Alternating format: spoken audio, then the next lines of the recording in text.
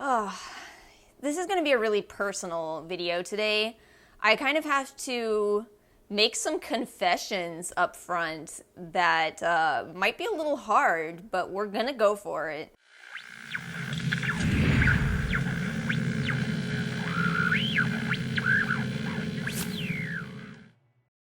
Welcome back to the rabbit hole. In today's video, I'm going to be talking to you as honestly as I can about forehead lines, what you can do about them that doesn't involve elective treatments. I've been doing skincare trials on this channel for 2.5 years. You guys already know this.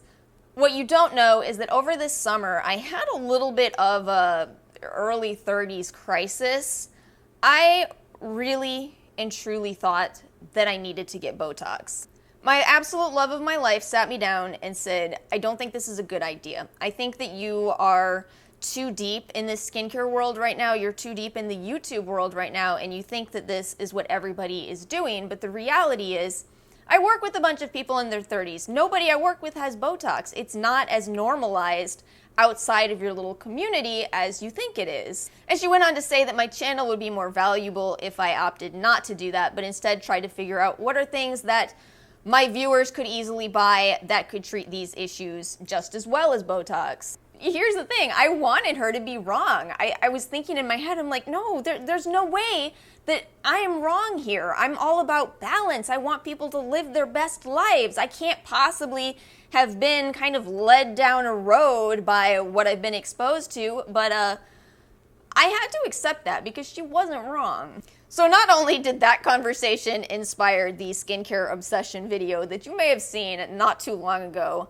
but it's inspiring this video as well because I really got to thinking about it and I realized I don't want to be a person who goes that easy route in their early 30s. I want to be somebody who takes the hard route, who takes the relatable route, the route for people who, you know, maybe can't afford Botox. It's expensive. Oh yeah, I'm conveniently forgetting the other part of this story. So she said, can you afford it? And I said, yeah, I've been saving. And she said, can you afford the maintenance? And I said,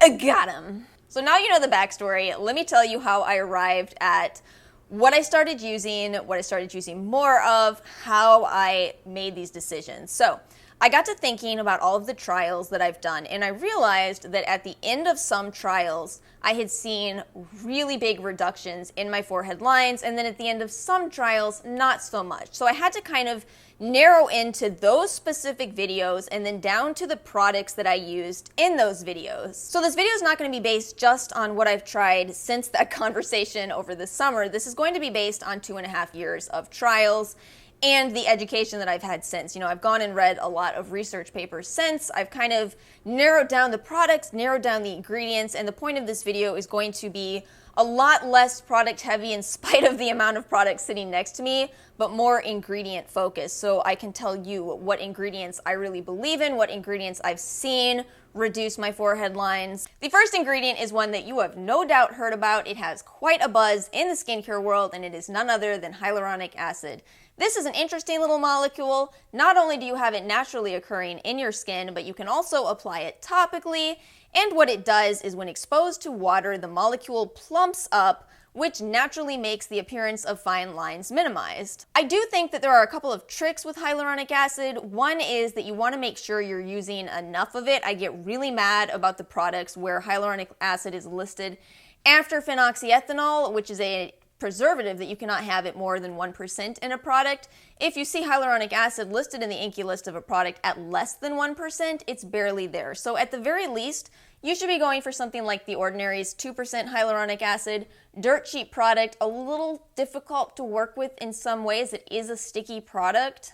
My personal favorite, no surprise whatsoever for my subscribers, it is the Peach and Lily Glass Skin Refining Serum. This is a little pricey, but you do get more than a standard, at least American serum. You do get, 1.35 fluid ounces as opposed to 1 ounce. This is not just hyaluronic acid, you're also getting antioxidants, peptides as well. It is a very complete formula and yet very light on the skin. And I also do want to mention hyaluronic acid supplements. I really don't know if we have a lot of conversations about supplemental hyaluronic acid, but I thought I would give it a go after I realized the brand Hum, which is one of my favorite brands, has these gummies, these Glow Sweet Glow hyaluronic acid C and E vitamins, or gummies rather. You are supposed to take 2 of these daily, which would give you 120 milligrams of hyaluronic acid. One of my favorite things about this product is that, like all of Hum's products, it's consistent with the literature. There are studies that looked at the effects of supplemental hyaluronic acid and found that it works between 100 and 200 milligrams. Unfortunately, a lot of the hyaluronic acid supplements on the market are nowhere near that. Number 2 on my list is oils. Now, I've noticed some people swear by oils, some people are very opposed to oils, and I suspect the problem here is that all oils have different properties. Some are much more emollient, some are much more occlusive, some are a perfect blend. I think it really boils down to you have to play with oils, you have to figure out which ones work for your skin, you have to figure out if you use oils, the oils that you've chosen before or after moisturizer, but ultimately I don't think there's a wrong way when it comes to oils. I think it's all about figuring out what works for you. My favorite here is actually extremely controversial, and I know it. So again, keep in mind skin type, ingredients you can use, but for me personally, the Kopari Coconut Sheer Oil is incredible on my forehead. This is one of the most smoothing products that I can use to instantly reduce forehead lines. There's a ton of oil options out there, and if you're new to the world of oils, I would definitely put you towards The Ordinary first and foremost. They have a ton of specific oils so that you can figure out which ones are working best for your skin. Some of my personal favorites from The Ordinary would be the argan oil, the marula oil, the chia oil.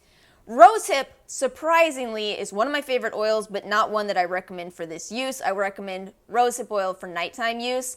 These are all daytime oils where you can put them on your forehead, go outside, and you're gonna have a smoother lines day. Let's talk about ingredients that give you longer term results. So first and foremost, retinol. This is a gold standard for anti-aging purposes, one that we have tons of research on, but I'm going to tell you the true arc that I've experienced with retinols. I think that retinols dry you out initially, and you can go and watch anybody's retinol experience. This seems to happen. And as long as you're drying your skin out, you might even see more pronounced forehead lines initially. However, I do think that the research suggests sticking with it. I've used a variety of encapsulated retinol products. I'm still going to say my best experience has been the 1% retinol from Drunk Elephant. Number 2 on my list is vitamin C, and I'm probably going to spend the most time here because I actually, more than anything else, have seen results with vitamin C. Now, the problem with vitamin C is that there is not the same body of literature for vitamin C as there is for retinol. That said, I absolutely swear by it. The catch is, there are 2 forms of vitamin C that I truly believe in for the purpose of smoothing forehead lines. They are actually different from the forms of vitamin C that I recommend for acne. Again, only 2. Let's talk about them. First off, that gold standard, L-ascorbic acid, the Skin Diva 20% vitamin C and E with ferulic acid, made to be as close as legally possible to the SkinCeuticals. This is the vitamin C serum where I really started to believe in the collagen effects of vitamin C. One of the purported benefits of vitamin C is an increase in collagen production. That word is important. We do lose collagen as we age, but by just throwing collagen on our skin, it doesn't really help to do things like fight off the signs of aging. Instead, we need to address the core issue. What is it that's slowing down collagen production, and how can we speed it back up? And I am such a huge believer in this. I was a believer about by the time I hit half of the bottle. The catch is L-ascorbic acid is not very stable. I had to keep this in my refrigerator the entire time that I was using it, and even then, when I got to the very bottom, I started to kind of worry that it might be going off. Which is why I gotta sit here and tell you that that ingredient that I talked about in my vitamin C video, the one that I said I was eyeing, is officially the second ingredient that I've seen the best results from. That ingredient is ethylated ascorbic acid. Yes, that's right, very close to ascorbic acid, but the ethylated version. You know where that appears? First off, the alginous Genius C Plus collagen, a trial in which I saw a massive reduction in my forehead lines then, and then it also appears in Dr. Dennis Gross's Collagen C+. Both of those trials were some of the best results that I'd ever seen specifically for my forehead, and I had to really sit down, isolate out the products, the ingredients within them, and I now firmly believe ethylated ascorbic acid is a good alternative to L-ascorbic. Number 3 is going to be AHAs, that ingredient that helps to resurface the skin. Now, I personally saw the best, the most in-your-face results from the Dr. Dennis Gross clinical grade Resurfacing liquid peel. That said, this was not a product that I would recommend for acne. I think it is specifically for mature skin. So I want to make sure I go ahead and mention the Dr. Lily Fan Probiotic All-in-One Microdermabrasion as well. I think part of why this worked so well for me is that this is strictly vitamin C crystals. This is your AHA step. By the way, this is very similar to the Philosophy Peel, but it is actually a little cheaper. Dr. Dennis Gross makes a very, very powerful and effective one, but he does use alcohol, I suspect, to make those ingredients penetrate deeper and faster, whereas this is an alcohol-free variation.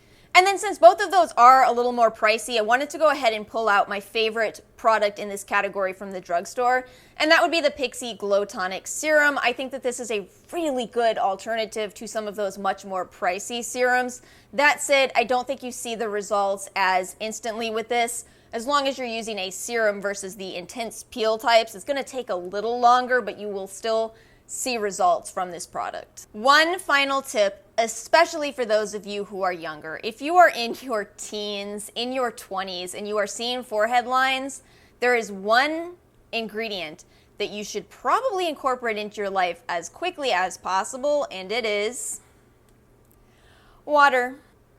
I think this might be an authentic 90s bottle. I'm not sure. Anyway, some of you knew I was going to say it. You know, dehydration is one of the biggest problems that we see. It was one of the first things that I learned in my nutrition program, in fact, is that the vast majority of people that are coming to us with issues, the first thing we should look at is their water intake. To this day, a lot of people have problems with drinking enough water, and as long as you are dehydrated, you're going to have all kinds of effects, including dryness on the skin, including increased food consumption. And by the way, I had this issue in my late teens, in my early 20s. I was like, why do I have forehead lines? Turns out I wasn't drinking enough water. I can't get cheaper than this recommendation, but it really is one of the most important things, and I had to include it in this video. And before I end this video, I want to make sure I'm clear that my best recommendation for you here is consistency. You aren't going to see results overnight, especially from the last 3, not the water, but the other 3 ingredients that I talked about. Stick with it, don't give up, but also don't get frustrated. Don't let something as ultimately as unimportant as a couple forehead lines ruin your day. Thanks so much for watching. I hope you guys found this video helpful. If you did, please give this video a like. It does help out this channel. Make sure you're subscribed, and I'll see you guys next time.